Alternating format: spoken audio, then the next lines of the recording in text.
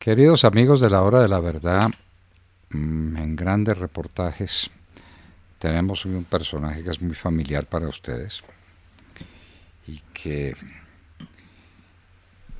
dará mucho de qué hablar en los próximos años.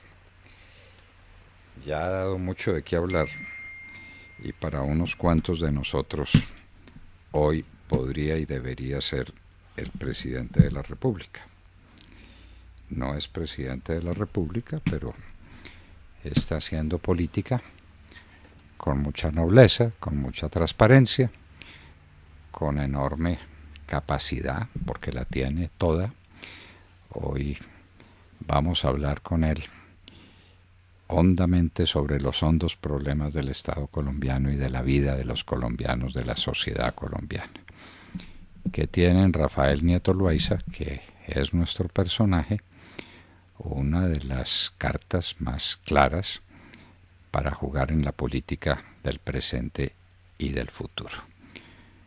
Como ustedes podrán recordar, Rafael Nieto fue uno de los precandidatos a la presidencia de la República cuando el Centro Democrático resolvió tomar por ese camino de varios candidatos que se iban eliminando a través de un proceso de encuestas que, si hubiera habido una más y no se hubiera cumplido en la penúltima encuesta el requisito que se había fijado y que nadie conocía muy bien, pero que era claro, tal vez las cosas hubieran sido distintas, pero no hay que hablar de eso, no hay que hablar de eso. De lo que hay que hablar es del presente y del futuro, de la manera como Rafael Nieto está viendo este país y de los atisbos que tienen sobre la Colombia de mañana.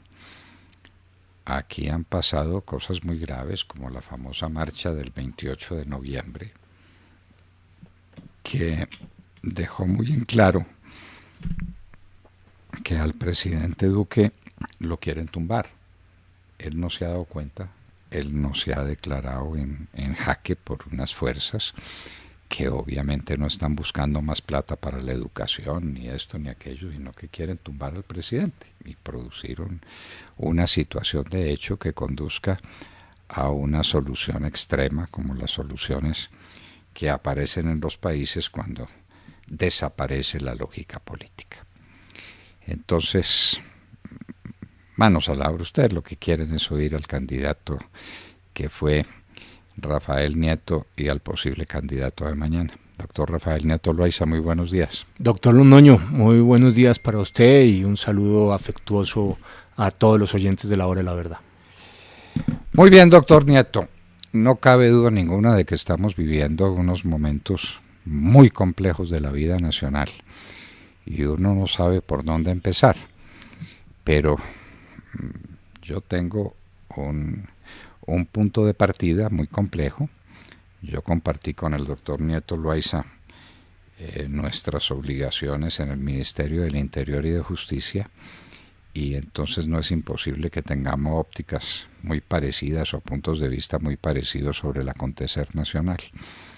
Y hay uno que me parece fundamental y esencial y que es una cuestión que estamos soslayando, no la hemos tomado en serio, y eso se está tragando el país. Eso es el narcotráfico, con todo lo que el narcotráfico supone. El narcotráfico supone las bandas armadas, el narcotráfico supone la violencia en todas las regiones del país, supone que hemos perdido soberanía sobre vastas regiones y no nos hemos dado por aludidos, supone que el narcotráfico se metió a las ciudades con las famosas ollas y que está envenenando y acabando con la juventud colombiana, supone una situación económica que el Banco de la República no sabe cómo manejar, y es que la tasa de cambio la fija el narcotráfico y no la fijan las políticas macroeconómicas, y supone que el país está en entredicho ante la comunidad internacional y que muy pronto este va a ser un tema gravísimo en nuestras relaciones con los Estados Unidos, que tienen un límite de paciencia y de resistencia. Pero las cifras que tenemos es que el consumo de cocaína en los Estados Unidos está subiendo de manera alarmante. y no nos van a tolerar a nosotros que sigamos tolerando siembras indefinidas de coca. Doctor Nieto, ¿cuál es la visión que usted tiene sobre este problema del narcotráfico? Doctor Londoño, en esto usted y yo coincidimos plenamente. El narcotráfico es el principal, el más grave problema que enfrenta el país, porque sus impactos se extienden prácticamente por todas las áreas de la sociedad colombiana, y muchas de las cuales, sin embargo, no son objeto de estudio. Vamos por partes. En materia de medio ambiente, aquí se discute cuál es el impacto de la minería a gran escala, si hay deforestación o no. Y resulta que el principal agente nocivo, el que más daño crea al medio ambiente en Colombia, es el narcotráfico. El narcotráfico deforesta para poder sembrar coca, y el narcotráfico para la producción de coca envenena los ríos y envenena las tierras, porque en el proceso de convertir la hoja de coca en pasta de coca y la pasta de coca en cocaína, se incluyen un conjunto de agentes que terminan por envenenar la tierra y el río. Los llamados precursores. En estricto sentido son percursores químicos, entre ellos el ácido sulfúrico, la gasolina, en fin. Muchos de los ríos de la Orinoquía colombiana hoy por hoy están ya envenenados, y están envenenados por el efecto del narcotráfico. Luego, cuando se habla de los problemas medioambientales, el primero tendría que ser el del narcotráfico. Sigamos. En materia de salud pública, el narcotráfico hoy ha generado tal capacidad de producción que ya no todo se exporta. Mucha de la coca que hoy se genera se queda buscando mercados en Colombia. ¿Cómo lo hace? A través del microtráfico. El microtráfico supone que hay un montón de jíbaros en las calles convirtiendo a nuestros jóvenes y a nuestros niños en drogadictos. Y detrás de cada drogadicto hay una tragedia personal y hay una tragedia familiar, porque la drogadicción finalmente rompe a las familias por dentro. A mí, debo decir, en este punto en particular, me sorprende el hecho de que el mensaje que genera el Estado en relación con la drogadicción sea confuso. Cuando el Estado dijo que había, voy a precisar para ser justos, cuando la Corte Constitucional dijo que había un derecho a una dosis mínima, daba el mensaje de que drogarse era eventualmente algo que debería tolerarse en el marco del Estado de Derecho. Y después, cuando dijo que había que legalizar la marihuana porque era medicinal, daba el mensaje ya no solamente de que consumir droga era lícito, sino el mensaje de que era, en el caso de la marihuana, algo que hacía bien a la salud. Lo que es además falso. El consumo de marihuana es un agente que dispara buena parte de algunas enfermedades mentales, entre ellas la esquizofrenia, y eso está probado. Lo único que es medicinal de la marihuana son unas sustancias específicas que tienen que sacarse de la mata a través de un proceso químico, y después se pueden usar en algunas tareas específicas dirigidas, por ejemplo, a evitar los mareos o a disminuir los dolores. Pero aquí nadie se le explicó eso. Cuando el Estado decidió que había que aceptar que la marihuana podía cumplir algunas funciones medicinales, tenía que haber precisado qué de la marihuana cumplía esas funciones, y tenía que haber hecho una campaña de salud pública para advertirle a los jóvenes que, contrario a lo que se daba como mensaje general, la marihuana hacía daño para la salud. Hay un serio problema de salud pública en la marihuana. Hay un problema de seguridad, quizás el más tratado de todos, y quizás por eso tampoco me voy a demorar mucho en ello. Pero, evidentemente, hay unos efectos en materia de seguridad por cuenta del narcotráfico que se extienden desde la forma en que alimenta a los grupos armados violentos, que controlan los narcocultivos y que controlan las distintas etapas de producción, hasta las formas de violencia que se generan por la comercialización, las luchas entre jíbaros y pequeñas bandas delincuenciales para controlar territorios en las ciudades, y a veces, desafortunadamente también, drogadictos que terminan acudiendo al delito para financiarse la droga. Hay un serísimo problema de materia de seguridad por cuenta del narcotráfico. Me va a perdonar, doctor Nieto, pero tengo que hacer un alto porque me parece que quedó sin resolver uno de los temas de la salud pública. Le quiero contar que nosotros hablamos con un médico muy eminente, un científico colombiano de primera condición de la clínica Chayo, y nos estuvo diciendo durante muy largo rato cuál es el impacto de la cocaína específicamente en la salud física de la gente. Recordamos hace tiempos que el doctor Reinaldo Cabrera, uno de los grandes cardiólogos de Colombia, decía que la cocaína es al corazón lo que el cigarrillo es a los pulmones. Y este médico nos decía, es que no solamente es al corazón.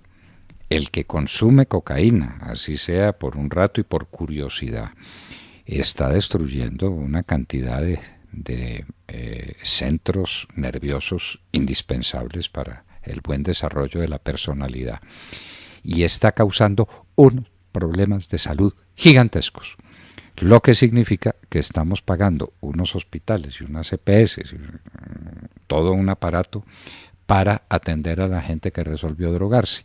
Perdóneme que le haya hecho esa interrupción, pero es que ese es un tema central dentro de este debate. No solamente es la deforestación que usted explicó también, no solamente es el envenenamiento de los ríos, que es una tragedia, no solamente es el problema de la seguridad, es el problema de la salud pública, y no solo de la marihuana, sino principalmente de la cocaína, que es un destructor de las capacidades cerebrales y un destructor de no sé cuántas otras funciones.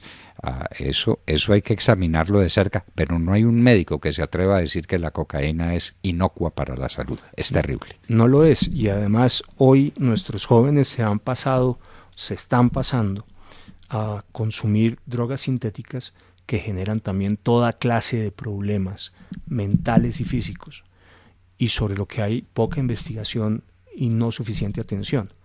Si usted habla con los muchachos hoy de 18, 20, 22, 25, 30 años, muchos han consumido drogas sintéticas y les parece que son parte normal de su cotidianidad y no las ven con los riesgos que tienen, por ejemplo, las drogas tradicionales de las que estamos hablando, la marihuana, la cocaína, la heroína. Es una cosa sorprendente y sumamente grave. Usted plantea en todo caso un tema que es central en materia de salud pública y en el cual no hay suficiente debate. ¿Qué tenemos que hacer como sociedad frente a aquellas personas que, bajo su propia responsabilidad, ponen en riesgo su salud y después demandan servicios del Estado?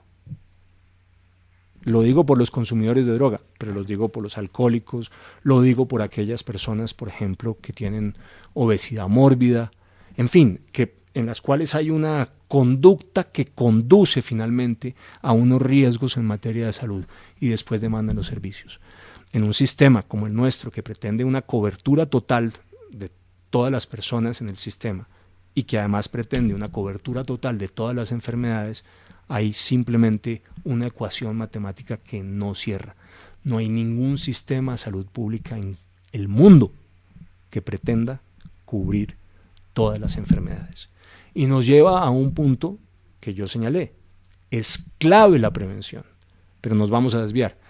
Nos vamos a desviar porque terminamos hablando de salud pública. Déjeme volver al tema del narcotráfico. Y de la seguridad. Así es. Entonces decía, en materia de seguridad, hay problemas en todos los frentes, desde la seguridad más estrictamente urbana, las luchas de las distintas bandas delincuenciales por los controles territoriales y por el acceso a los jóvenes y a los niños, el alimentar sistemático los grupos armados violentos que controlan los narcocultivos y las distintas etapas de producción. Todo eso genera una demanda en materia de seguridad que hemos atendido mal. Pero hay otras consecuencias también, y usted la señaló en la introducción, en materia de control del Estado. El narcotráfico ha generado que en muchas zonas del territorio nacional el Estado colombiano haya sido incapaz de tener control y de hacer presencia efectiva. Y han terminado por llegar a la conclusión, desafortunadamente, de que el narcotráfico es solamente un problema de fuerzas militares y policía y no un problema general del Estado, y eso de entrada es un error en la apreciación. Sin duda hay una demanda que hay que hacer a la fuerza pública para que atienda parte del problema. Pero si el Estado no genera una solución integral en las zonas donde hay narcocultivos, al final lo que hace es simplemente desplazar el fenómeno a una zona distinta. Y déjeme hacer una reflexión sobre este punto en particular. En mi opinión, la aproximación no es la de la sustitución de cultivos. Esa es una aproximación que me parece que tiene dificultades éticas y que además desde una perspectiva pragmática ha resultado claramente insuficiente. No ha resultado siendo la solución que se esperaría. ¿Por qué? Porque el Estado termina premiando al campesino que delinque, al que cultiva ilícito, estableciéndole un mejor derecho a él que al campesino que nunca ha delinquido, que nunca se ha pasado de la papa, la yuca, el arroz, el café, el plátano, a la coca o a la marihuana, como ocurrió, por ejemplo, en el pacto con las FARC, donde se estableció que a las familias narcocultivadoras se les entregaría, por lo menos durante 2 años, 2 millones de pesos mensuales. Estamos hablando de 48 millones de pesos por familia durante 2 años. Ya hay más de 77,000 firmados y se calcula que hay por lo menos 125,000 familias dedicadas a eso. Haga usted el número a ver si eso es pagable, primer punto. Pero segundo, piense usted en lo que un campesino que nunca ha delinquido siente cuando ve que al que sí se dedicó a la coca o a la marihuana el Estado lo subsidia y a él en cambio no le dan un peso. ¿Y qué está pasando? Que el control de los subsidios lo tienen los grupos armados de los narcocultivadores, que piden a las familias que reciban el dinero y que destinan parte de eso a nuevos cultivos. Y no hay garantía de que el campesino narcocultivador efectivamente abandone el narcocultivo. La única solución es una solución de carácter integral en las zonas donde operan los narcocultivos, siempre y cuando sean unas zonas que no sean de parques o reservas naturales, por supuesto, donde no puede haber solución de este tipo. Pero en todas las demás lo que supone es que la acción del Estado sea una acción integral en esa área específica, dándole soluciones de Estado a todo el territorio y no discriminando a favor del campesino que decidió narcocultivar. Lo hago como un paréntesis y sigo adelante porque creo, insisto, que en el tema de sustitución de cultivos lo estamos haciendo mal. Hay un problema en todo caso de presencia de Estado. No hemos sido capaces de hacer presencia integral de Estado en esas zonas donde hay número importante de narcocultivos. Hay un problema de corrupción.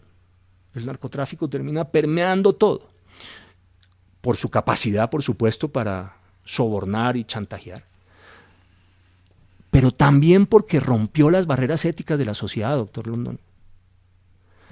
Nos terminó vendiendo la idea de que el dinero fácil, de que el éxito se podía conseguir rápido y a cualquier costo.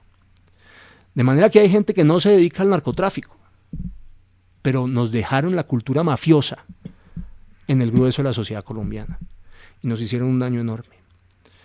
Yo creo que ahí hay un serísimo problema también en materia de corrupción y de ética pública. Y hay un problema en la economía. El narcotráfico altera la tasa de cambio, como usted bien ya señaló, de manera grave, haciendo muy difícil el control de la misma por parte del Banco de la República. El narcotráfico fomenta el contrabando. El narcotráfico fomenta la informalidad en una sociedad donde el 49 y tanto % ya es informal. Por supuesto, no ayudan las reformas tributarias que suben los impuestos. Cuando uno sube los impuestos, al final lo que hace es establecer un incentivo perverso para la informalidad. Si las tasas efectivas de tributación no son moderadas o bajas, pues se constituyen un incentivo para que quien está en la informalidad no se formalice nunca, porque evidentemente no va a pagar semejantes tributos.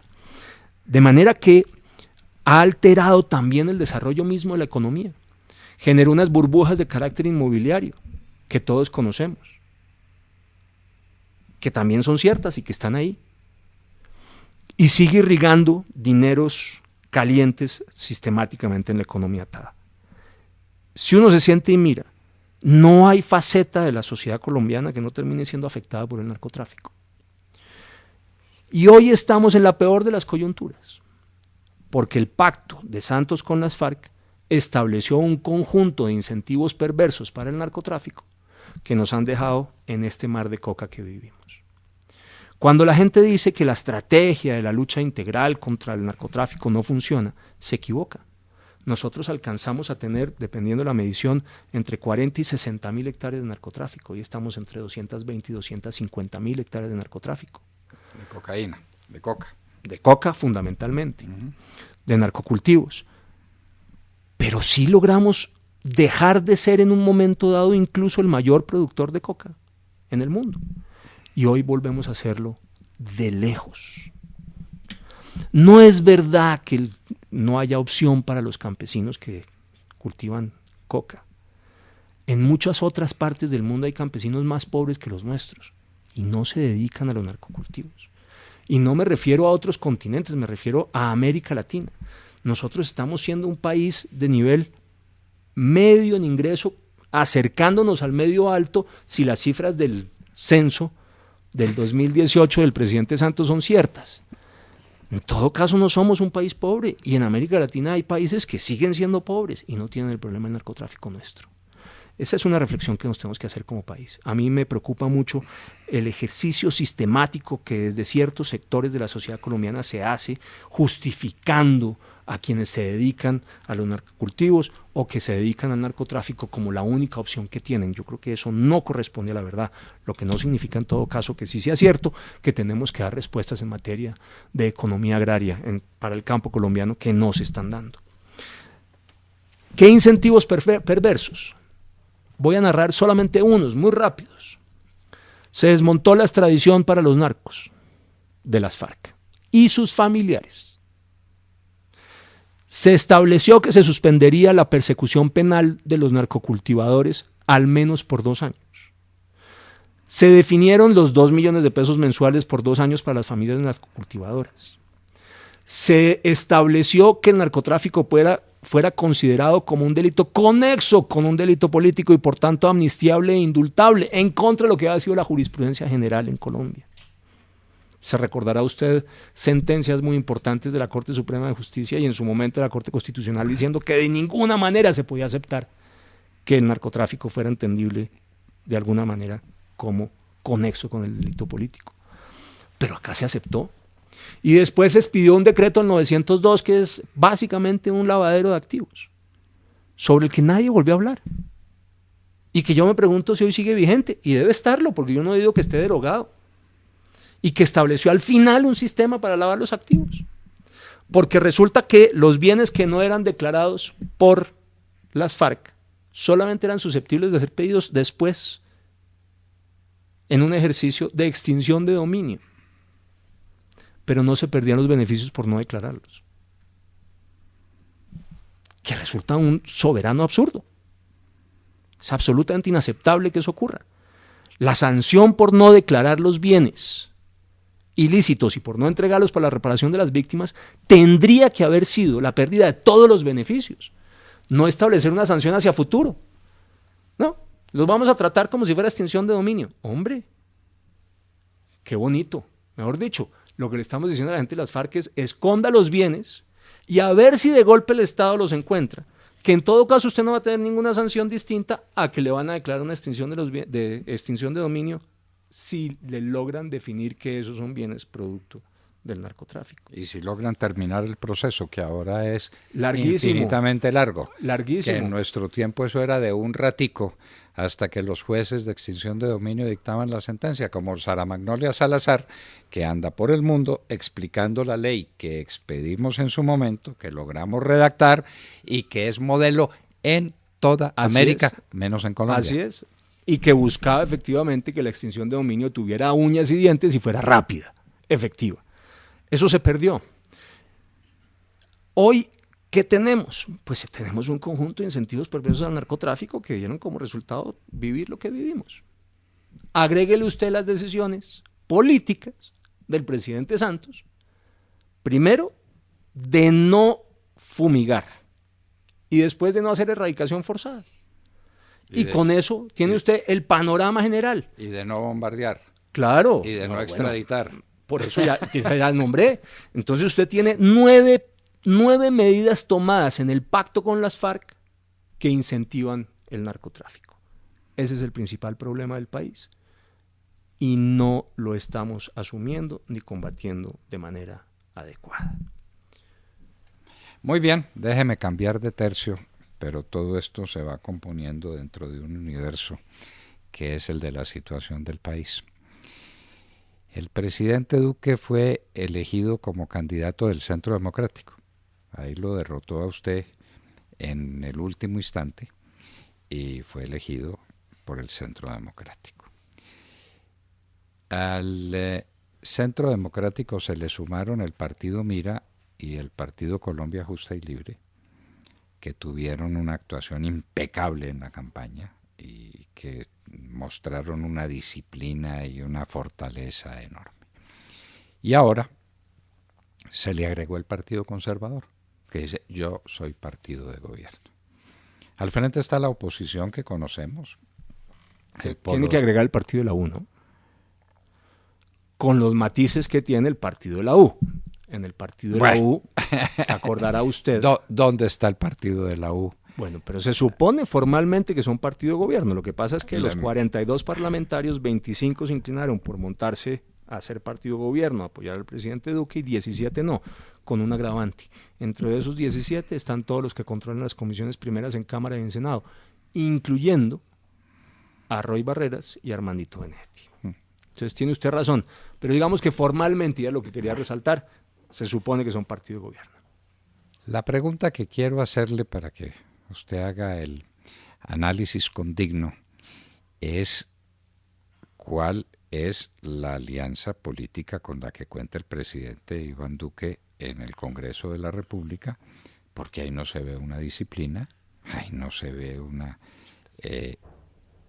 una decisión de manejo conocido de asuntos que son de inmensa gravedad para el país, y que uno dice, bueno, ¿dónde están las mayorías? ¿Dónde están las mayorías? Esa es una pregunta esencial, porque lo fundamental, pues usted lo recuerda cuando compartíamos responsabilidades en el ministerio, lo primero que hicimos a partir de no tener bancada. Nosotros no teníamos bancada ninguna. El presidente Uribe no fue elegido con bancada. Ni un solo parlamentario. Ni uno solo.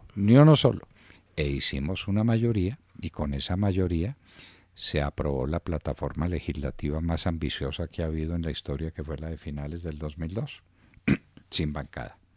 Y entonces ahora, dice que tenemos una bancada, pues la tenemos, la del Centro Democrático, la de Mira, la de Colombia Justa y Libre, teóricamente de la U, que eso es mucho más teoría que realidad, y unos independientes. ¿Qué diablos son esos independientes? Uno entiende que uno está en la oposición. ¿Independientes son independientes de qué? Y esos actúan de una manera perversa, y ahí hay un manejo político muy complicado que está en manos de una ministra que es una exquisita mujer, una mujer extraordinaria a quien le tenemos un cariño inmenso. Pero la pregunta es si el presidente Duque tiene realmente una mayoría firme, compacta, en las cámaras que le permita hacer las grandes transformaciones en las que él está empeñado y que le prometió al país. No la tiene. Si usted suma, a ver, hagamos una contextualización para todos los oyentes. Después de la última reforma política, los partidos y movimientos con representación en el Congreso están obligados al inicio de la legislatura a declarar su posición en relación con el gobierno, y tienen tres opciones: o se declaran partidos de gobierno, o se declaran partidos de oposición, o se declaran independientes, pero están obligados a asumir una de las tres posiciones. Son partidos de gobierno hoy el Centro Democrático, el Partido Conservador, Colombia Justa Libres, Mira y el Partido de la U, más ASI, sí, que tiene un senador, sí, Jonathan Tamayo, el famoso Manguito, sí, con el cual se hace una mayoría de un voto en el Senado de la República. Es decir, si usted suma todos estos... La mitad más Manguito. La mitad más Manguito, literalmente. Sí, sí. Si ustedes suman Hay 54 votos, suponiendo que nadie se enferme y que todos voten como su partido decide. Y que Manguito se mantenga ahí. Manguito se mantiene, yo no dudo de Manguito, Manguito es firme.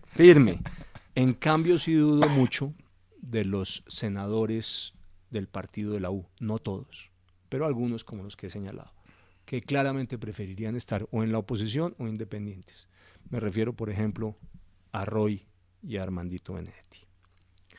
54 votos.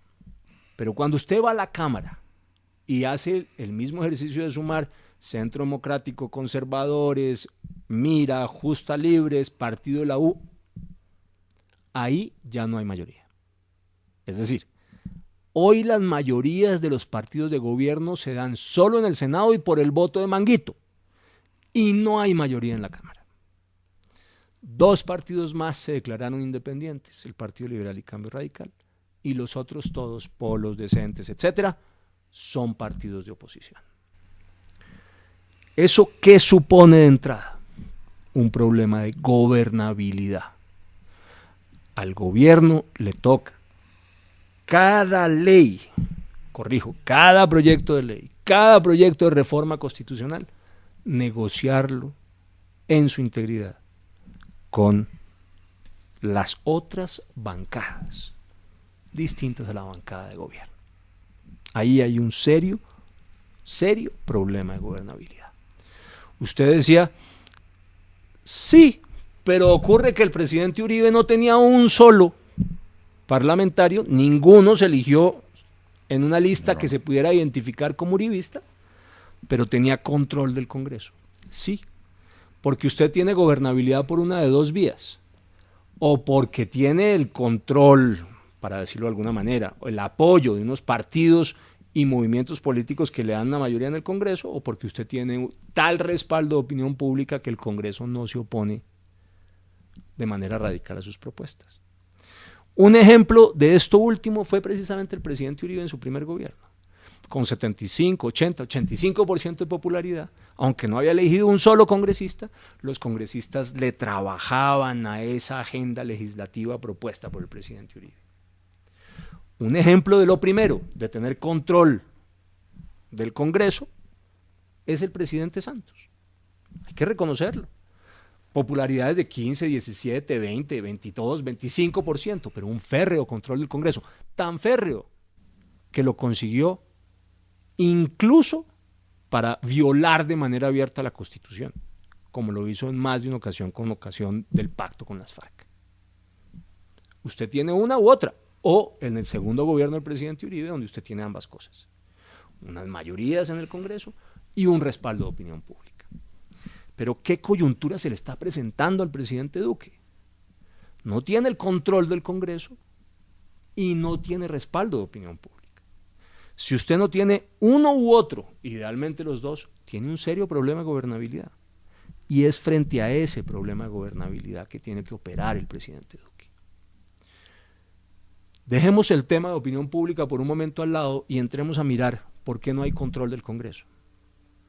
No hay control del Congreso porque el presidente Duque tomó la decisión más valiente y más corajuda que se ha tomado en muchísimos años en materia de lucha contra la corrupción política en Colombia. Acabó con los cupos indicativos. Le cerró la puerta a los cupos indicativos.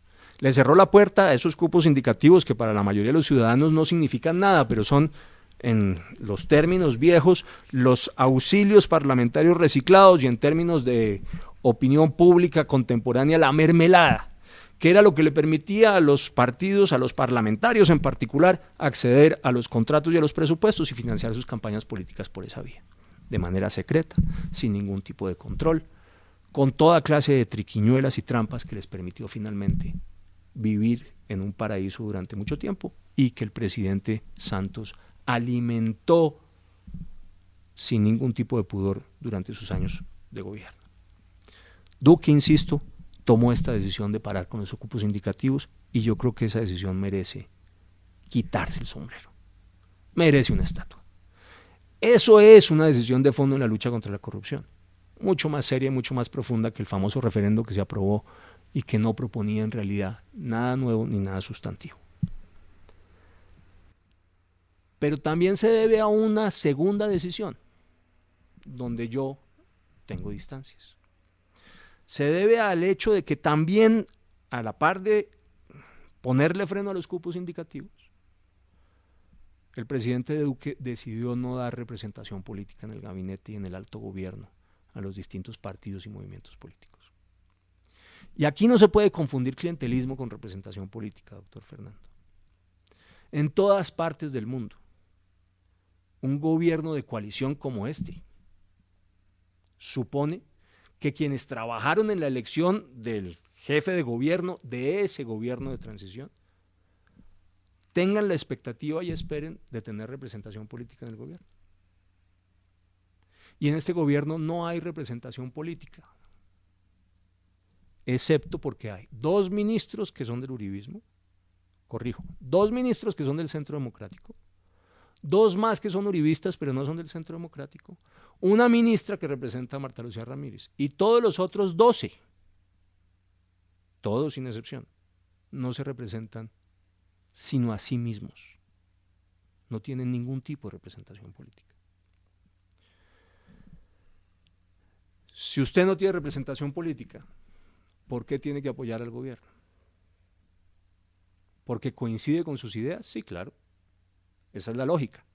Pero en ese escenario, usted en cada proyecto se sienta a mirar si coincide con sus ideas y negocia con el gobierno para que ese proyecto coincida con sus ideas. Es decir, usted lo que hace es patearle el balón al Congreso y decirle al Congreso, de aquí en adelante, yo me siento con usted, proyecto por proyecto, para mirar si coincidimos o no en las ideas, para que usted me apoye en esa área específica.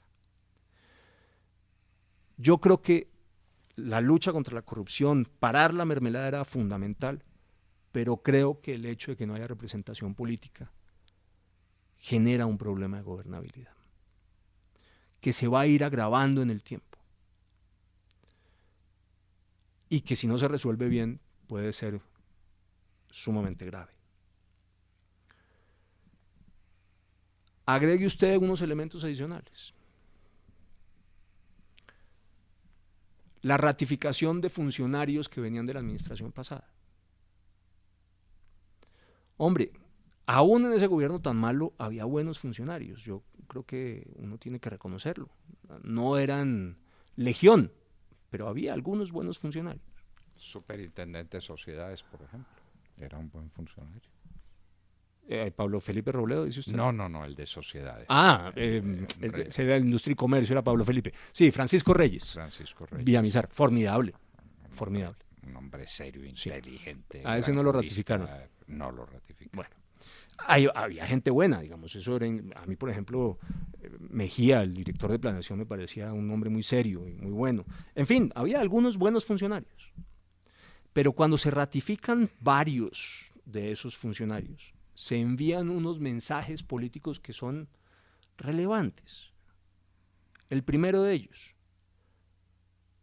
la gente que estaba en la coalición que apoyó al presidente Duque se pregunta si dentro de ellos no había otros con las mismas calidades. Primera pregunta. Segunda pregunta.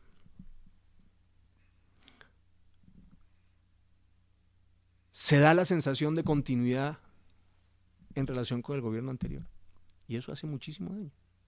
Y usted lo ve en la conversación con la gente de base. No cambió. La gente votó por un nuevo gobierno, por un gobierno distinto. Hay que recordar que este es un presidente que surge de la oposición, que surgió contra el gobierno anterior. Si usted ratifica a muchos funcionarios de ese gobierno, da la sensación de que no hizo el cambio que la gente estaba esperando. Y la ciudadanía se lo cobra. Y si además usted ratifica funcionarios que eran antiuribistas, usted le mete un dedo en la llaga al elector. Porque el elector era fundamentalmente uribista. No estoy diciendo que todos los que votaron por el presidente Duque lo fueran, pero sí me atrevo a decir que a la inmensa mayoría. Luego usted está diciéndole a esos que le está ratificando funcionarios que estaban en contra del presidente Uribe. y hace mucho daño. Pero más complicado es lo que pasa en las regiones. Porque en las regiones se ha mantenido el grueso de la burocracia heredada por Santos. Y eso tiene unos impactos en las bancadas de gobierno muy difíciles de manejar. Lo primero, el reclamo del ciudadano elector frente al parlamentario que le dice, ¿y usted por qué no me ayuda a mí? Somos gobierno, pero yo no noto que seamos gobierno. Mi expectativa legítima de trabajar en el gobierno no se cumple. Y en cambio los que venían del gobierno de Santos están ahí. De trabajar en el gobierno o de ser recibido en el gobierno como parte del esquema político que el gobierno apoya. Es decir, tener simpatía, tener comunidad de intereses con esos gobernantes. Correcto. Entonces el ciudadano de a pie dice, pero ¿por qué yo no voy a poder entrar a esto si es que yo trabajé para entrar a esto? Yo tengo la expectativa legítima de trabajar con este gobierno. Y yo no tengo espacios, pero los que vienen de atrás contra los que yo voté, esos sí se quedan. Entonces ahí hay un problema para ese parlamentario. Pero hay un segundo problema. Es que los jefes políticos de esas autoridades del gobierno nacional en las regiones, que se quedan heredados del gobierno de Santos, por un lado no están obligados a votar con el gobierno, o sea, mantienen la ventaja de ser independientes y no sufrir los costos políticos que sufren los partidos de gobierno en el desgaste natural de las decisiones políticas del gobierno, pero se quedan con la burocracia regional. Es el paraíso. El paraíso para esos partidos independientes hoy. Con un tercer elemento. Los competidores de esos parlamentarios de la coalición de gobierno controlan la burocracia regional. Y van a jugar con esa burocracia regional para las elecciones del 2019. Luego, el problema de la representación política es un problema político real. Y yo no tengo duda que supone un desgaste para el gobierno. En términos de gobernabilidad y en términos de apoyo de la opinión pública. Porque lo que el gobierno tiene que entender es que su desgaste en las encuestas es dentro de sus electores. La gente de izquierda, los petristas, los de la Alianza Verde, nunca se montaron en la propuesta de Iván Duque. El presidente Duque salió electo con el 54% en la segunda vuelta y llegó el 7 de agosto con un 54% de favorabilidad en las encuestas. La misma gente que lo apoyó era la gente que estaba con él iniciando el gobierno. Y cuando se caen las encuestas, no se cae porque el petrista dejó de apoyarlo, ese ya estaba por fuera. Claro. Se cae porque su gente lo está dejando de apoyar. Sus votantes lo están dejando de apoyar. Y eso es lo que resulta más serio y más preocupante. Y cuando usted hace el análisis regional, doctor Londoño, de las encuestas, lo puede palpar con más claridad. Los sitios de mayor caída de la favorabilidad son los departamentos en los cuales ganamos en la segunda vuelta. Antioquia, el Eje Cafetero, los Santanderes, etcétera, etcétera, etcétera. Porque son nuestros votantes los que están empezando a tomar distancias frente al presidente Duque. Luego hay un problema serio de gobernabilidad en el hecho de no resolver bien la responsabilidad de la representación política. Y hay un problema de opinión pública, de erosión de la base del votante por no resolver bien el problema de la representación política. Y con esto no estoy diciendo que la erosión del votante se produzca solamente por esto. Yo también creo que se produce sobre todo y fundamentalmente por las propuestas de la reforma tributaria. No exclusivamente, pero sobre todo por esas propuestas, que desgranaron, que erosionaron buena parte de la base. Pero en la combinación de ambas cosas, uno se encuentra que buena parte de la base del electorado se ha ido desplazando y empieza a tener una imagen desfavorable del gobierno. Ese tema de la representación política hay que resolverlo bien. Y si la preocupación es el clientelismo y si la preocupación es la corrupción, eso puede resolverse estableciendo controles, estableciendo requisitos para quienes deben ocupar ese cargo. Pero es que los gobiernos tienen que asumir que se gobiernan con los propios y que se gobiernan con los que trabajaron en la campaña y que se gobiernan con los que comparten las ideas de la campaña y que por eso se montaron en la campaña con la propuesta de gobierno.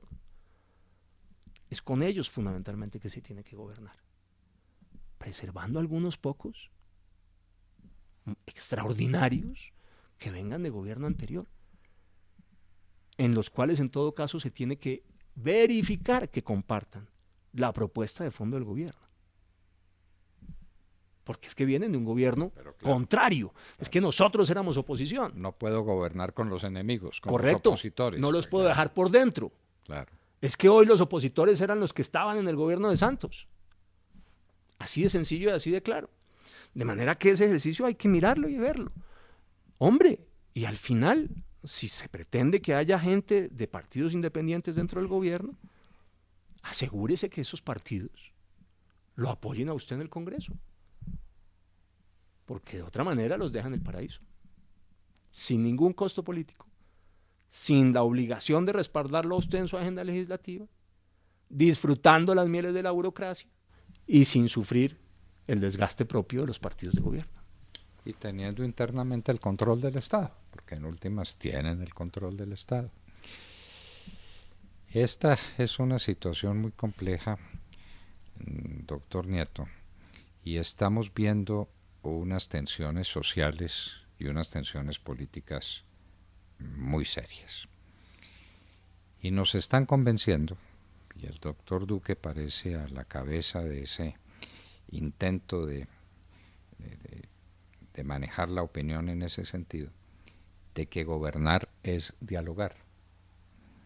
Yo soy muy amigo de los diálogos, a usted le consta, yo hablo con quien quiera que sea y discuto con quien quiera que sea, pero el gobernante no ha sido elegido gobernante para que dialogue, sino para que gobierne, para que tome decisiones. Entonces aquí todo lo estamos convirtiendo en un diálogo con efectos tan nefastos como tuvieron los diálogos estudiantiles, por ejemplo, que han sido desastrosos. Los supuestos diálogos con los camioneros, a quienes no se les ha explicado por qué les sube el insumo que ellos más frecuentan en su vida cotidiana. No sé si será el más valioso de todos, porque habría que hacer un estudio más profundo, que es el de la gasolina. Entonces la gasolina baja de precio en el mundo, baja $30 el barril. Y en esa misma medida sube el precio de la gasolina en Colombia.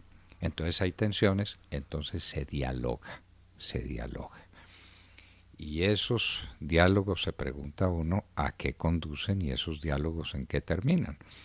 La señora ministra de Educación hizo todos los esfuerzos imaginables para dialogar con los muchachos revoltosos de las universidades. Y eso no llegó a buen término, porque era imposible que llegara a buen término, porque estaban discutiendo cosas distintas. El presidente Duque y la ministra creían de muy buena fe que estaban pidiendo plata para las universidades y lo que estaban pidiendo era la cabeza del presidente. Y entonces ahí el diálogo es imposible. Es una técnica de gobierno, la técnica de gobierno del diálogo. ¿Eso es aceptable? ¿Eso existe en alguna parte con éxito? Independientemente de que uno tenga que estar conectado con la gente. El presidente Uribe era un mago para ese efecto. Y usted recuerda pues esas reuniones sabatinas en todas partes y se conectaba con la gente y miraba y cuáles eran los problemas y tal. Pero cuando había que tomar decisiones, las tomaba y estaba nutrido de los diálogos anteriores, pero él tomaba decisiones. Unas reflexiones sobre esos diálogos. Gobernar es decidir, doctor Londoño, y asumir los costos de la decisión. Es posible que en el proceso de construir la decisión sea útil y eventualmente sea necesario dialogar. Yo eso lo admito. Pero el diálogo en sí mismo no es un fin de un gobernante. Puede ser una herramienta en el proceso de tomar la decisión. Lo que se espera del gobierno es que tome decisiones y asuma las consecuencias de esas decisiones y que implemente de manera ejecutiva, eficaz y eficiente las decisiones. Dialogar puede ser un instrumento. Ahora, yo sí creo que hay un mérito en el presidente Duque en recuperar esos diálogos comunitarios del presidente Uribe. En al menos dos sentidos, doctor Londoño. Esos talleres Construyendo País, que se parecen mucho a los consejos comunitarios del presidente Uribe, tienen dos virtudes. Por un lado, rompieron ese proceso de centralismo exacerbado de Santos, que gobernaba mirándose el blanco ombligo bogotano y nada más, que no reconocía como un país de regiones, que lo es. Creo que los consejos comunitarios lo que reflejan es una concepción de país, de un país de regiones, y creo que eso merece aplauso y reconocimiento para el presidente Duque. Y por el otro lado, son espacios para el diálogo comunitario, donde además hay que decir, el presidente Duque lo hace bien. El presidente Duque es un hombre amable, cercano, carismático, y creo que se conecta bien en esa interrelación con el ciudadano de a pie. Y eso también merece aplauso. Ahora, donde tiene que cuidarse el presidente Duque es en hacer del diálogo un fin en sí mismo. Yo creo que el presidente Duque, de muy buena fe, resultado de su temperamento, que es conciliador, que busca bajar tensiones de forma permanente, ha ido en la línea de buscar desmontar la polarización existente. Creo que eso era su objetivo, creo que ese era su afán. Creo que por eso no quiso hacer un corte de cuentas con el gobierno anterior. Incluso me atrevo a pensar que por eso mismo decidió ratificar a algunos de los funcionarios santistas, en la misma lógica de no polarizar. En ese mismo fin es un hombre que busca dialogar de manera sistemática. Hasta ahí, bien. Pero, y los peros son importantes, debería hacerse con un conjunto de condiciones. Lo primero, el diálogo bajo presión no es aceptable. El diálogo con el paro, la huelga, la manifestación, el chantaje, la extorsión, no es diálogo. Ese diálogo hay que evitarlo. Acuérdese usted, doctor Londoño, cómo recibieron algunos indígenas al presidente Uribe recién entrando al gobierno. Pues como que si lo... Usted se acordará, decidieron... La María. Correcto, y decidieron parar en la Panamericana, en el Cauca. Tratar de parar. Esa fue su decisión. Sí.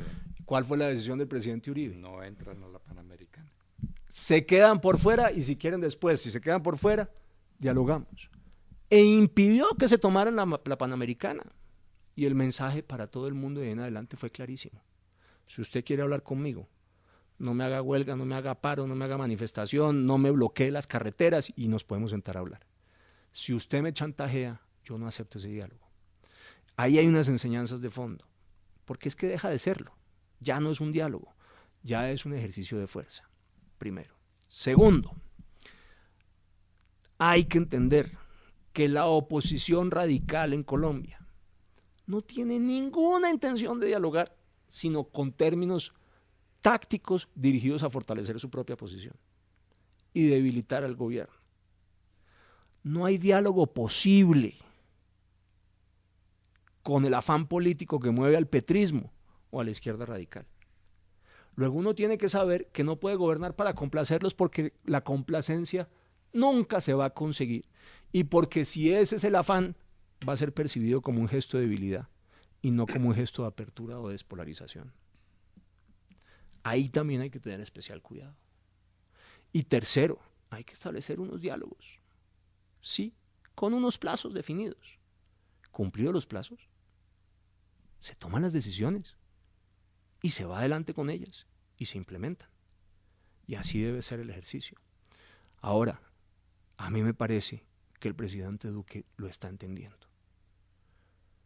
confío en que para adelante su bonomía, su afán de despolarizar, su carácter que tiende a no establecer conflictos, sin embargo, va a traducirse en las decisiones firmes que se requieren porque son indispensables. Creo que el presidente es bueno, pero no es bobo. Bueno, esa es una conclusión. Desde luego nunca pensó nadie que fuera bobo, porque es un hombre brillante, es un hombre inteligentísimo, pero corto en esa tarea tan compleja que es la de tomar decisiones. Es que usted se acordará, doctor Londoño, de una frasecita que decían las abuelas: bueno y bobo empiezan por la misma letra. Por eso me refiero al ejercicio. No es por otra cosa distinta, al contrario, yo creo que el presidente Duque tiene una enorme virtud. Es un hombre muy inteligente, es un hombre brillante. No cabe duda. Y ojalá entienda lo que debe entender en estos momentos y tome las decisiones adecuadas y enfrente los problemas serios del país, que conveníamos usted y yo, que hay uno capital, que es el tema del narcotráfico, que ahí sí que es cierto que no cabe diálogo, ninguno. Ahí no hay posibilidad ninguno de complacencia, ni de negociación, ni de términos medios. Ese es un desafío frontal para el país. Y venimos a otro tema que es mucho más delicado de lo que la gente piensa y que a veces se olvida. Usted recuerda pues aquella famosa frase, "Is the economy stupid?", ¿no? Es la economía estúpido, y pensemos en la economía porque el presidente Santos dejó la economía en ruinas. Pues es que recuerde que en los últimos trimestres del gobierno de Santos estábamos creciendo al 1.7 y un crecimiento que es completamente insatisfactorio y que no hace viable el país. El presidente Uribe nos tenía a nosotros dentro de la idea firme de que había que crecer al 5 o el país no era viable, no era posible. Y Santos dejó un país en la ruina, dejó un fisco vuelto pedazos, desaparecieron los recursos inmensos de una bonanza petrolera que no volverá. Pues salvo que haya una sorpresa muy grande, eso no volverá. Nos metieron en un endeudamiento feroz, que es una carga para la nación de unas dimensiones colosales. ¿Y eso qué significa? Pues que la gente está inconforme porque está muy pobre. Usted hablaba del 49% de la población teóricamente empleada, que lo que tiene es un empleo informal, o es decir, un derecho al rebusque, que es una situación insostenible, invivible. Eso no es vida para nadie. Entonces el presidente Duque ha llegado con unas ideas sobre la promoción de la economía, sobre la manera como hay que afianzarla, como hay que encauzar las cosas. Y lo primero que tiene que hacer, forzado por las circunstancias, es meterle unos garrotazos al sistema productivo para tratar de zanjar el otro problema, que es el problema fiscal, que nos puede conducir a una desertificación de las calificadoras de riesgo, que es como se llama la figura, es decir, una pérdida del nivel de inversión que sería catastrófico para el país. Ese tema económico nos parece a nosotros, usted tendrá la idea, pues, y para eso lo estamos llamando a que nos cuente cómo lo ve usted, pero la reforma tributaria ha tenido que ser un ejercicio muy amargo y muy duro, porque supone impuesto a los dividendos, porque supone impuesto a los azúcares, a las cervezas, en fin, eso terminó de una manera o de otra. ¿Para qué vamos a entrar en ese detalle? Pero lo cierto es que la gente está empobrecida, y lo cierto es que no soplan buenos vientos, porque la reforma tributaria, que fue absolutamente indispensable, en lugar de ayudar, va a agravar ese problema. Es la economía estúpido. No nos equivoquemos. La gente tiene ideas políticas y tiene ambiciones, y desde luego la cuestión de la seguridad es un tema esencial y fundamental, de que no lo maten a unos, que es la primera aspiración que uno puede tener, y después ya verá con lo demás. Pero esa circunstancia económica del país es muy compleja. ¿Usted cómo la ve? ¿Y cómo ve la posición del gobierno frente a ella? Nos dejó en una situación de caos. Eso es clarísimo. Déjeme darle algunas cifras que no dejan de ser muy impresionantes. En el 2010, apenas saliendo de la crisis del 2008, de la crisis mundial del 2008, ¿no? La gente olvida que esa crisis fue una crisis global, la peor en décadas desde el mundo. Año 29 o 30. Correcto. El déficit del consolidado del sector público era el 43% del PIB. 2010, 43% del PIB. Para este año es del 55.9. Qué locura. Es decir, tenemos 13 puntos más de deuda consolidada del sector público. En el gobierno central la deuda era el 36% y subió al 45%. 11 puntos. Las vigencias presupuestales futuras, es decir, los compromisos que hace el gobierno de gastos hacia adelante, comprometidos ya, o sea, deudas que asume hacia adelante, pasaron de 22 billones a más de 90 billones de pesos. Cuadruplicado. Cuadruplicado en apenas 8 años. El déficit de la salud, depende con quién hable usted, oscila entre 7.5 y 11 billones de pesos. Depende quién lo hable y quién lo tase. Electricaribe cuesta 10 billones de pesos. 10 billones de pesos. La deuda, los sistemas de transporte masivo con el sector financiero, ojo, valen 5 billones de pesos. Sabemos que no las va a poder cubrir esos sistemas. 5 billones de pesos. Usted dio a fines del mes de noviembre una cifra que a mí me dejó muy impresionado. No, me la dio el doctor Camilo Gómez, que es el que manda ahí, porque ya veo a qué se va a referir. Correcto. Fue el doctor Camilo Gómez. Camilo Gómez, director de la Agencia para la Defensa Jurídica del Estado, que es la agencia encargada de defender en los litigios, en los pleitos al Estado Nacional, dijo que había sentencias en firme contra el Estado colombiano por 8 billones de pesos, creciendo a una tasa anual del 30% anual de intereses moratorios. Sí, señor. Y nadie ha hablado de ese tema. Usted habló de ese tema. Bueno, claro, sí. Y el doctor Camilo Gómez, y entonces yo dije, esto es una locura. 8 billones es una reforma tributaria de las grandecitas. Correcto. De las grandecitas. Correcto. Estas cifras para darle un panorama del problema. Un problema enorme. Sin embargo, a mí me parece que la forma en que se encaró la reforma tributaria merece al menos una reflexión crítica. Y voy a tratar de explicar por qué. Lo primero, porque la propuesta de campaña había sido muy clara. Menos impuestos, más salarios. Y cuando uno desde el gobierno central tiene que desdecirse de una propuesta de campaña, tiene que hacerlo de manera muy clara y muy justificada. Porque o si no, rompe la confianza del elector. Al que usted le vende, le ofrece unas propuestas de gobierno que usted cuando llega al gobierno no cumple. El mago para incumplir promesas era Juan Manuel Santos.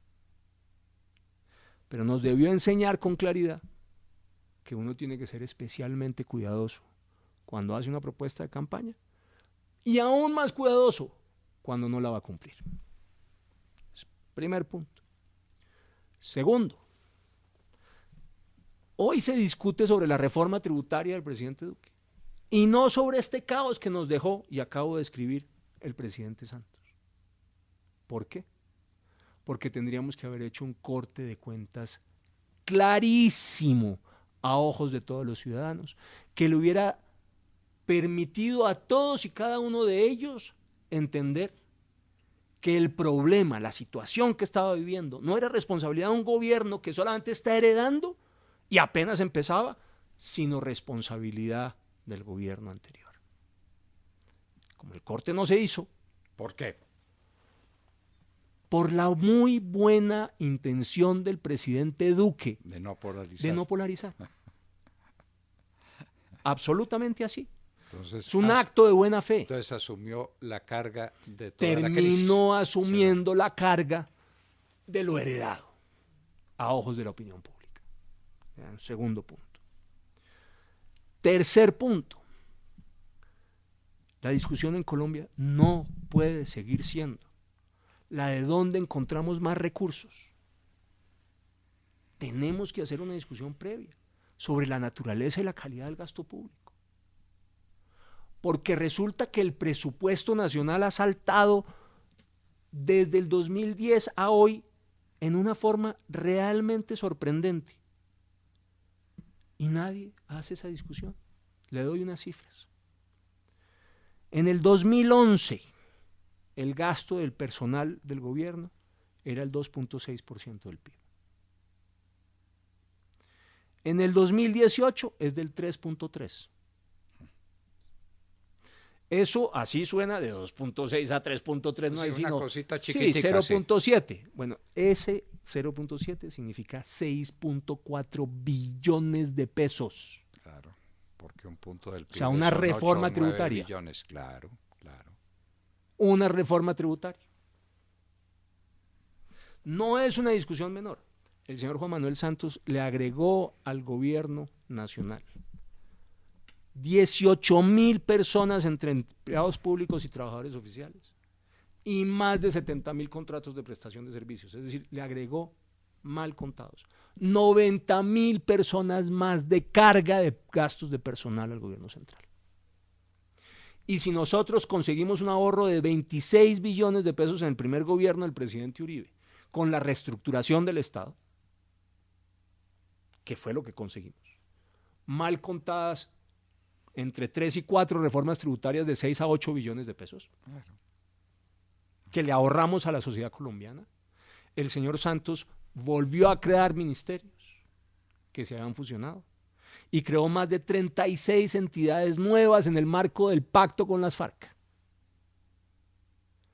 No puede ser, doctor Londoño, que la discusión sea cómo vamos a financiar esos gastos y no si esos gastos son pertinentes y si lo que tenemos que hacer es una gran reestructuración del Estado. De nuevo, yo creo que tenemos un macroestado, curiosamente un macroestado en las zonas urbanas y muy poco estado en las zonas rurales, como hemos señalado, pero macroencefálico en muchas zonas del territorio nacional, en las grandes ciudades. Y creo que tenemos unos gastos de personal excesivos.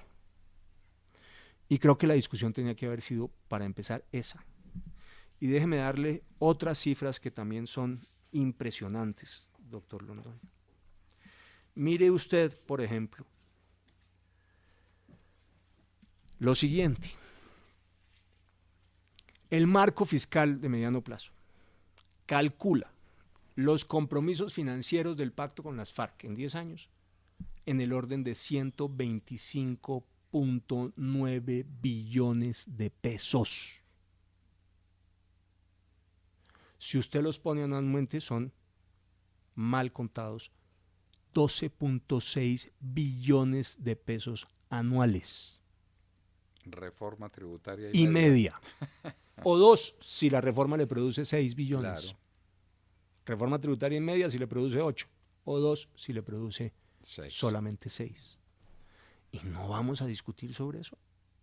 Tenemos que asumir que esas son unas obligaciones que vamos a tener que cumplir, aunque además haya ganado el no en el plebiscito. Y se haya dicho que se va a modificar algunos aspectos de esos pactos. No, yo creo que había que hacer esa discusión. Y le doy otra discusión.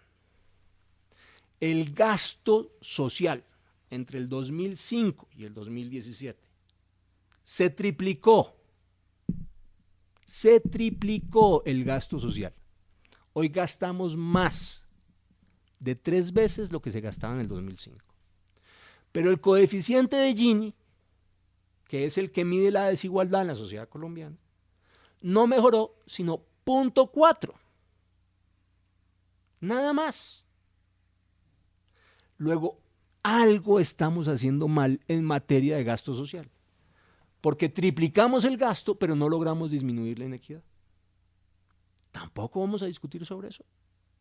Vamos a seguir pensando simplemente en cómo le vamos a sacar la plata a los ciudadanos para financiar los déficits heredados, de más gastos de personal, más gastos de funcionamiento, los pactos con las FARC, el aumento del tamaño del Estado.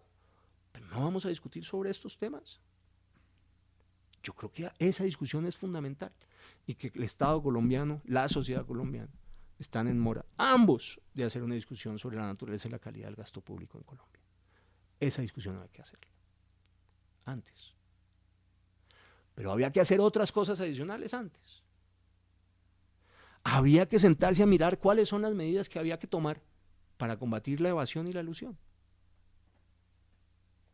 que son una herida abierta por la que sigue sangrando el fisco colombiano. Y en eso no hemos hecho tampoco la discusión de fondo. Esta era la oportunidad para haberlo hecho. Y otra adicional, ¿cuáles son las medidas efectivas en la lucha contra la corrupción? Si son verdad, como dice el contralor anterior, que cuesta 50 billones de pesos, cualquier cosa que se haga de manera efectiva nos ahorra una reforma tributaria o dos. Tampoco tenemos esa discusión. Pero por último, y déjeme permitirme dejarlo aquí al final, el tema de la informalidad.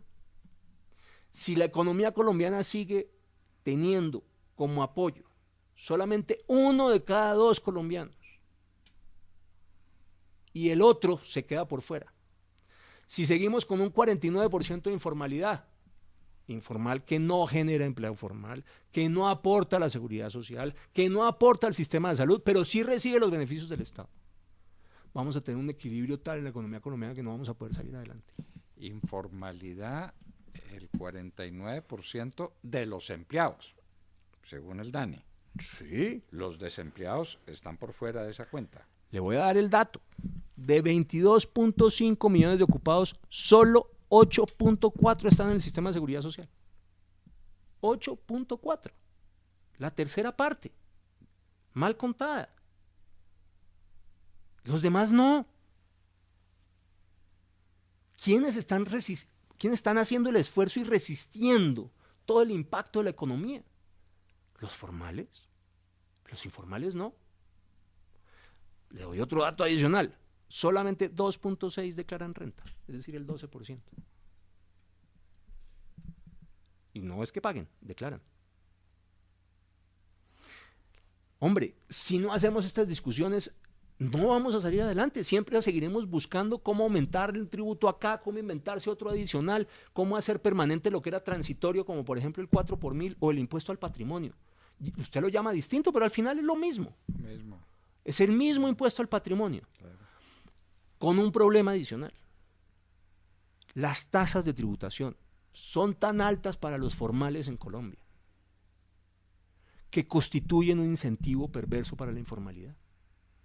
Ese fulano que está ahí en la informalidad, cuando se asoma y dice, bueno, y si yo me quiero formalizar, ¿cuándo tengo que pagar? Mira, se asusta y dice, ni de vainas, me va mucho mejor quedándome aquí. La única forma para conseguir esa formalización de manera voluntaria es a través de un ejercicio doble, unas tasas de tributación muchísimo más bajas que incentivan su pago y una gran campaña de cultura ciudadana para que los ciudadanos entiendan que si ellos no hacen el esfuerzo de contribuir, no tenemos futuro. Y por el otro lado, necesariamente, un garrote que demuestre cuál sería el costo de no formalizarse. Pero con las tasas de tributación actuales, donde cada vez son mayores los impuestos que usted tiene que pagar, no vamos a conseguir ningún ejercicio de formalización de la economía colombiana. Piense usted en unas tasas de tributación que consiguieran disminuir la informalidad en un 10%. En un 10%. Resolvió el problema fiscal. Pero nadie hace esa discusión. La discusión sigue siendo una y otra vez cómo buscamos un mecanismo más para meterle la mano en el bolsillo al ciudadano que trabaja en el marco de la legalidad. En ese panorama económico hay un tema que se discute mucho académicamente y no se considera para nada en el punto de vista político, que es el tema de la competitividad del país con los otros países del mundo. Nosotros no vivimos en aislados. La estratosfera, nosotros vivimos en una realidad, en una circunstancia y nos tenemos que medir con ella porque si no estamos perdidos. Si no tenemos una producción industrial adecuada, con una tecnología adecuada, para que haya esa producción y esa tecnología necesitamos tener vías de comunicación adecuadas y necesitamos una tasa tributaria competitiva y necesitamos pues todo lo que necesitamos para ser competitivos. Ese tema de la competitividad no parece ser un tema político importante, o no se lo menciona o no se lo considera, pero el país todos los días se está volviendo menos competitivo a unos extremos en que ya la gente dice, bueno, ¿y qué se sigue de aquí? Porque además si tenemos esa situación perversa de una tasa de cambio artificialmente baja, ficticia, por obra del narcotráfico, pues terminamos en que la gente va a hacer mercado a la Florida. A la Florida no, a la Florida casi no, a la Florida Estados Unidos, o a Nueva York, o a Washington, o a cualquier lado, porque los precios de las cosas le resultan a la gente mucho más baratos allá que aquí. Y entonces hace el viaje, le compra a los niños todo lo que le tiene que comprar, el viaje resulta gratis y de encima gana plata. La competitividad, doctor Nieto, ese es un programa de gobierno que tiene que considerarse en su conjunto para saber cómo nos medimos con los otros países del mundo. Alguien decía hace un tiempo, yo no sé si esa cuenta sigue siendo válida, que era tan costoso transportar una tonelada de cualquier cosa desde Bogotá hasta la costa que desde la costa pacífica hasta el Japón. Entonces estamos perdidos, estamos llevados del diablo, porque eso sencillamente no puede ser así. La visión que usted tiene de un país competitivo, que es la única manera de tener un país en condiciones de progreso y en condiciones de realizarse como país. Rápidamente, doctor Londoño. Un país competitivo requiere varias condiciones, empiezo por las más básicas y sustantivas. Usted no es competitivo si no tiene seguridad, para empezar. Claro. Y usted no es competitivo si no tiene infraestructura. No son los únicos temas, abordaré los otros más adelante, pero déjeme empezar por estos dos. Si usted no tiene garantizada su vida, su libertad, la integridad y la protección de sus bienes, usted no va a ser competitivo nunca. Si usted no tiene la otra faceta de la seguridad también garantizada, la seguridad jurídica, tampoco va a ser competitivo. Y el Estado colombiano ni logra garantizar la primera, ni logra garantizar la segunda, que en términos de competitividad es tan importante como la primera. El nuestro es el mundo de la anarquía en materia de seguridad jurídica. No sabemos ni siquiera cuál es la constitución política. Quedó en manos de unos magistrados que, con contadas excepciones, son abogados de segundo nivel. Y aquí pueden cambiar la jurisprudencia como van cambiando las circunstancias. Ni siquiera los magistrados, como ocurriría, por ejemplo, en la Corte Suprema de los Estados Unidos, donde el cambio de la composición de los magistrados cambia el rumbo por donde van las decisiones jurisprudenciales. Y uno lo sabe. Aquí no. Aquí los mismos magistrados que apenas unas semanas antes habían dicho que el resultado del plebiscito era obligatorio para el presidente de la República, los mismos unas semanas después, en un ejercicio de prestidigitación, un acto de Birli Birloque, fueron capaces de desdecirse de su propia sentencia y aceptar que un Congreso, ni siquiera por una ley, sino por un acto no reglado, supusieran que iban a estar obligados por un pacto que ha sido negado en un ejercicio democrático, en un plebiscito. Eso le da a usted la dimensión del mundo de la inseguridad jurídica. Hoy no hay un abogado que sea capaz de decirle a su cliente cómo va a fallar un juez. Ni siquiera mirando la anterior jurisprudencia del juez, porque no sabe si el juez va a cambiar su propia jurisprudencia sin más.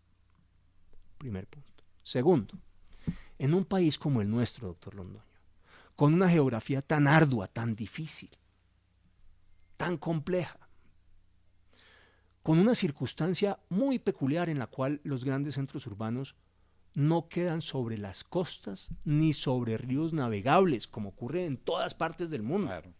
Londres, París, claro, Nueva York, etcétera. No, todos quedan sobre mares o sobre ríos navegables. No. Bogotá, Medellín, Cali, Bucaramanga, en la mitad de unas cordilleras. ¿Por qué nos desarrollamos así? Es un misterio para mí, pero es una realidad. Sui generis. Somos un país distinto en eso. En ese marco de esa geografía, con esa composición urbana tan peculiar, la infraestructura debería ser clave para la competitividad. Pero nosotros, y todavía no sé por qué, abandonamos los ferrocarriles y nos montamos en las carreteras. Que de todos los ejercicios de infraestructura es el más difícil, el más costoso, el más complicado de mantener, el más expuesto a los riesgos geológicos. Y no construimos un riel.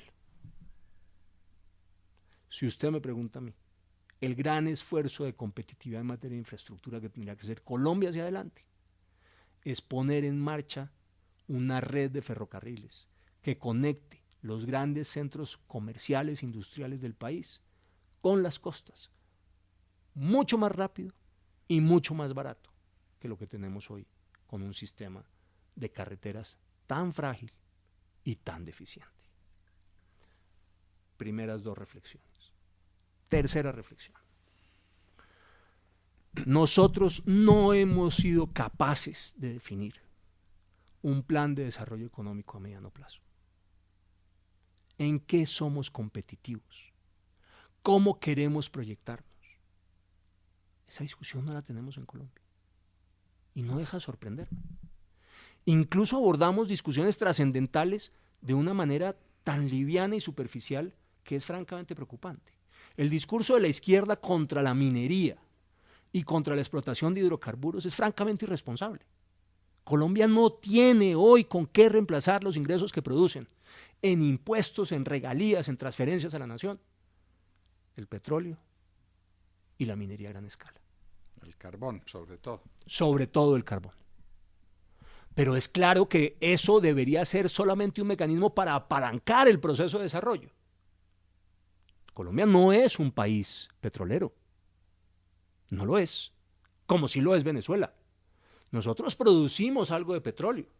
Y si no lo explotamos ya, cuando venga hacia futuro, lo que ocurrirá más temprano que tarde, que es que reemplazaremos los hidrocarburos como mecanismo para asegurar la locomoción, porque vamos para los carros eléctricos rapidísimo. Si no explotamos esos hidrocarburos hoy, después no van a valer un peso. Y lo que se tenga que explotar solamente podrán hacerlo estados como Arabia Saudita, eventualmente Venezuela, si logra salir del problema que tiene enorme de ese régimen político-económico que es una dictadura y que no va para ningún lado, digo, solamente países que puedan explotar a menos de $10 el barril. Nosotros no. Y perderemos toda esa riqueza. Bueno, esa discusión hay que darla. ¿Dónde creo yo que tenemos futuro, doctor Londoño? En dos grandes campos. El primero, en el turismo. Este es un país que tiene todo para ser una potencia turística. Si garantizamos la seguridad, por supuesto. ¿Qué tenemos? Turismo de playas. Tenemos ecoturismo, en todas las facetas y variedades, toda clase de climas y de paisajes, turismo cultural, Tayrona, San Agustín, Tierra Adentro, gastronomía, música. Este es un país que podría ser una gran potencia turística. Nadie le para bolas a eso. El otro gran futuro de Colombia está en el campo. La potencialidad del campo colombiano es incomparable. La FAO dijo que era uno de los 10 países del mundo que podían ser la gran despensa del mundo en los próximos años. Un mundo que demanda cada vez más y más alimentos. Tenemos tierra disponible, todos los climas, todas las alturas. Estamos situados en el Ecuador y por tanto no estamos sujetos a una economía agraria de estaciones. Aquí se puede sembrar y recolectar todo el año. Es uno de los países con más capacidad hídrica del mundo, está en el 1% superior. Es el segundo país donde más llueve en América. Tenemos millones de hectáreas disponibles y nadie se ha decidido a apostarle al campo colombiano. Yo creo que eso es un pecado. Y en el campo colombiano está el tercer gran factor, y no lo separé porque quería insistir, resaltar la importancia del campo. Yo creo que nosotros tenemos una potencialidad como biotecnología que no ha sido suficientemente estudiada. Todo el mundo dice que somos una de las grandes biodiversidades del mundo.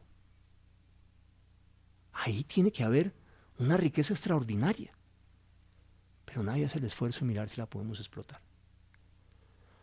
Si nosotros no le apostamos con claridad a eso, a la biotecnología, al campo, al turismo, yo no sé cómo vamos a ser competitivos hacia adelante. Yo no lo veo. Por servicios, por industria, difícilmente. Claro, eso nos lleva a un cuarto tema. Sin educación de calidad no es posible ser competitivos. No hay manera. Y en un mundo en que se exige cada vez más conocimiento especializado, pues aún con más dificultades. Y la educación pública y privada, doctor Londoño, en Colombia, es malísima. Claro que hay excepciones, pero las excepciones confirman la regla. ¿Por qué me permito afirmarlo de manera tan tajante? Porque usted se sienta a mirar las pruebas PISA, que son unas pruebas que se hacen a estudiantes del mismo grado por muy distintos países en el mundo, las mismas pruebas a estudiantes del mismo grado. Colombia siempre clasifica entre los últimos en comprensión de lectura, en ciencias y en matemáticas. Los estudiantes de los colegios privados y de los colegios públicos. La clave está en los profesores. Pero aquí ni la profesión, el ser maestro, está valorado, ni los profesores de la administración pública se dejan calificar. De manera que si usted no hace una apuesta por mejorar el profesorado, no tiene manera de tener educación de calidad. Y nosotros estamos dispuestos a meterle 1,5 millones adicional al sistema educativo sin haber hecho la discusión sobre si eso se va a un barril sin fondo. No puede ser. Esto tendría que haber sido resultado de una negociación en la cual yo le suelto más recursos al sistema siempre y cuando el sistema se comprometa a mejorar su calidad. Pero no hacemos esa discusión. Y hay otras que son importantes, como la pertinencia. En Alemania, el 50% de los profesionales son técnicos y tecnólogos. Y el otro 50% licenciados universitarios. Aquí en Colombia, quien no es doctor, entre comillas, no es nadie. Si aquí no sacamos una licenciatura, no salimos como profesionales. Y resulta que lo que está mostrando incluso el mercado colombiano es que tienen más posibilidades de tener empleo hoy un técnico o un tecnólogo que un licenciado en Colombia. Pero además en materia de licenciaturas también estamos en el lugar equivocado. Nosotros producimos miles de abogados, contadores, administradores, psicólogos, antropólogos, sociólogos, etcétera. Y no producimos físicos, químicos, matemáticos, ingenieros, médicos, enfermeras, veterinarios y agrónomos. No había ciudad que yo visitara en el marco de la precampaña que no tuviera una facultad de Derecho. Y en cambio había que buscar... O varias. Había que buscar con lupa la facultad de agronomía. País que educa para lo que no es y que educa mal.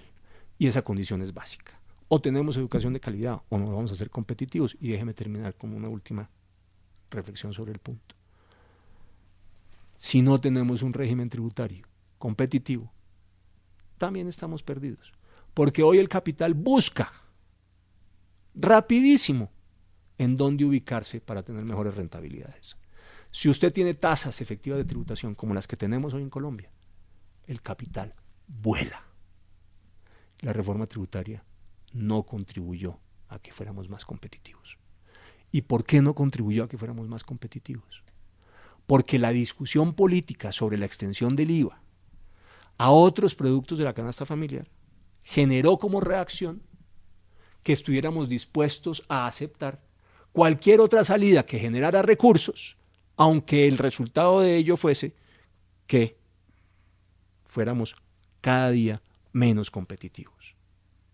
La gente se le olvida que ya el 53% de los productos de la canasta familiar estaban grabados con IVA. La propuesta lo que hacía era extenderlo del 53 al 80%. Yo creo que era un error político. A mí me parece que hubiera podido ser evitado ese error político si desde el Ministerio de Hacienda se hubieran sentado con el presidente Uribe y con la bancada del Centro Democrático. En ese momento se hubieran dado cuenta que no había espacio político para esa propuesta. No había espacio político porque era contradictoria, porque se oponía a la propuesta electoral del partido, que eran menos impuestos y más salarios. Y no había espacio político porque en una sociedad a la que le están sacando recursos permanentemente, gravarle con IVA productos de la canasta familiar más generaba una reacción como la que generó con la erosión sustantiva de la opinión pública en materia de favorabilidad para el presidente. Gratis. Eso es quizás lo peor de todo este ejercicio. Es que el presidente se desgastó gratis, se quedó con el pecado y sin el género. Y lo hubiera podido evitar, sentándose con la bancada del partido y con el presidente Uribe.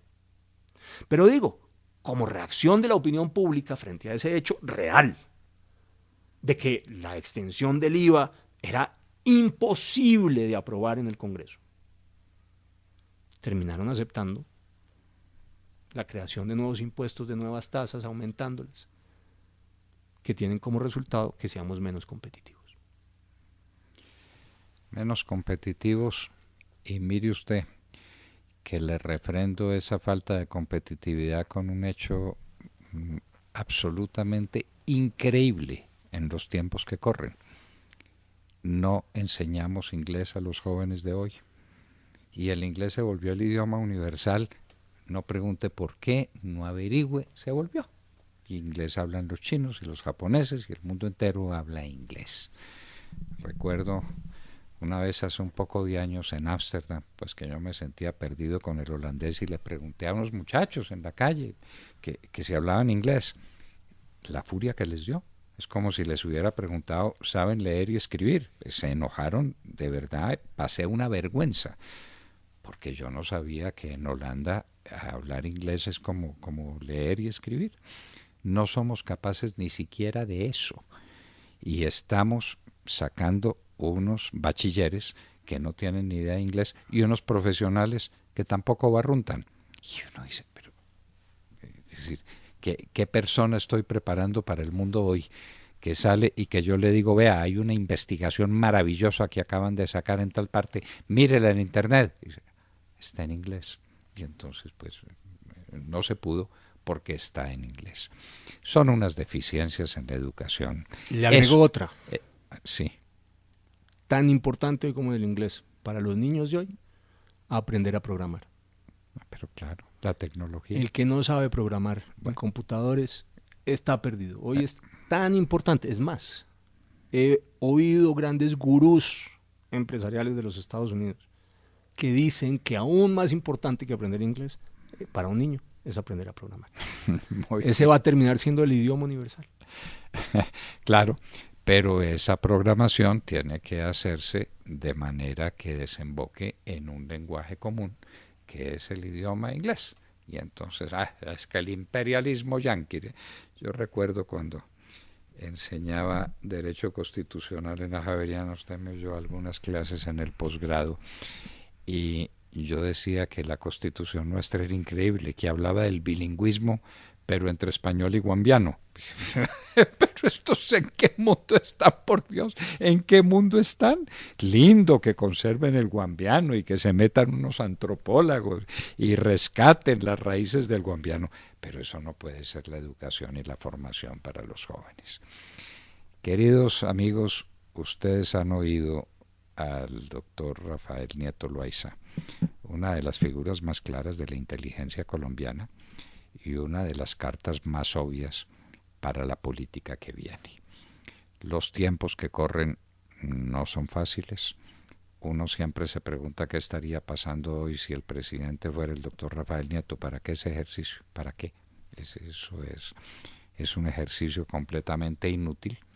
Lo cierto es que tenemos un presidente que esperamos que cambie el sentido de gobierno, que gobierne con el partido con el que tiene que gobernar, que aprenda a tomar decisiones y que tome decisiones, aunque sean políticamente costosas, pero que las tome oportunamente, y que enderece la nave hacia los temas centrales del país y no a los temas adjetivos o de segundo orden.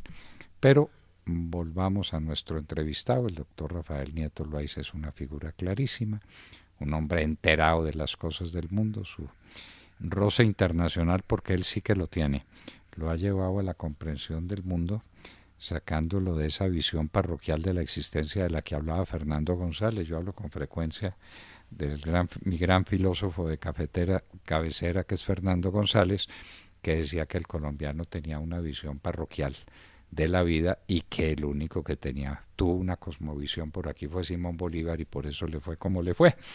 Entonces no podemos seguir con una visión parroquial de la existencia, tenemos que abrir los ojos al mundo, y Rafael Nieto es una figura clarísima para centrar los debates en el punto en que se deben centrar. Nadie elude los debates, pero discutamos las cosas esenciales y manejemos las cosas con altura de miras y dándonos cuenta de que lo que estamos discutiendo es la supervivencia del país. No estamos discutiendo otra cosa. Cuando el doctor Nieto habla de competitividad, es que si no somos competitivos, pues vamos a quedar peor que Venezuela ahora. Venezuela es un país que no es viable simplemente porque no es competitivo, porque se lo tomaron unos truanes para destruir lo que había sin crear nada. En todo caso, ya oyeron ustedes al doctor Nieto Loaiza hablando ampliamente, hablando sin limitaciones. Cada uno tomará respecto a él la distancia que quiera tomar. Para nosotros no cabe duda que es una figura capital de la política de hoy, de la política de Colombia en el mañana. Rafael Nieto Loaiza estuvo con nosotros en grandes reportajes de La Hora de la Verdad. Doctor Londoño, muchas gracias, me enaltece usted. Déjeme terminar diciendo una cosa. Las que quiera. No, una muy sencilla y muy clara. Necesitamos el éxito del gobierno de Iván Duque. Tenemos que trabajar por el éxito del gobierno de Iván Duque. Si al gobierno de Iván Duque le va bien, a Colombia, al Centro Democrático, a nosotros nos va bien. Si a Iván Duque le va mal, a todos nos va mal. De manera que hay que hacer ese esfuerzo, teniendo la independencia crítica que sea necesario para advertir cuando uno las vea, y por supuesto sabiendo que se puede estar equivocado, aquellas falencias o fallas que uno cree que deben corregirse para enrumbarnos por la vía, por el sendero que corresponde. Una corrección con algo que no estoy de acuerdo. Usted ha dicho que si al presidente le va mal, al país le va mal. No, está equivocado, le va muy mal. Nos estamos jugando la última carta, aquí no hay otra. El gobierno del presidente Iván Duque tiene que ser una carta ganadora, digamos, en estos 100 días y en estos comienzos y tal, que las cosas no han empezado tan bien como hubieran podido empezar, digámoslo así, pero hay que sacar este gobierno adelante así. Pero tenemos dos ventajas. El presidente Duque es un hombre muy inteligente, es un hombre brillante y aprende muy rápido, por un lado. Y por el otro, no llevamos sino apenas algo menos de 2/48 de gobierno. Nada más. Nada más. Así que oportunidades para enderezar, para usar la expresión del presidente Uribe, están todas. Un hombre capaz de hacerlo que tiene todas las cualidades y tiempo suficiente. Y le recomendamos un consejero excepcional que es el presidente Álvaro Uribe Vélez. Se lo recomendamos. Lo tiene ahí disponible y muy deseoso de servir como consejero y como guía y como soporte de un proceso político apasionante que seguramente es el que vendrá. Estos primeros días de gobierno cada uno los juzgará como quiera, pero lo mejor está por venir. Muchas gracias, doctor Nieto. A usted, doctor Londoño.